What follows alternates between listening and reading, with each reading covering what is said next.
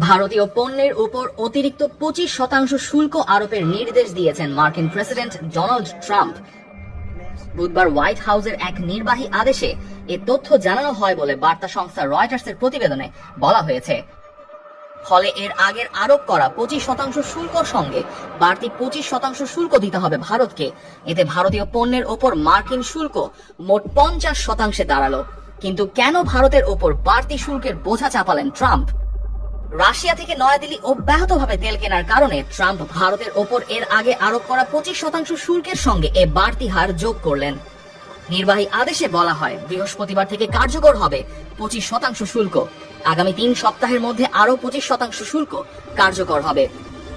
এ অবস্থায় যেসব দেশ প্রত্যক্ষ বা পরোক্ষভাবে রাশিয়ার তেল আমদানি করে তাদের ওপরও বাড়তি শুল্ক আরোপ করা হতে পারে বলে মনে করা হচ্ছে।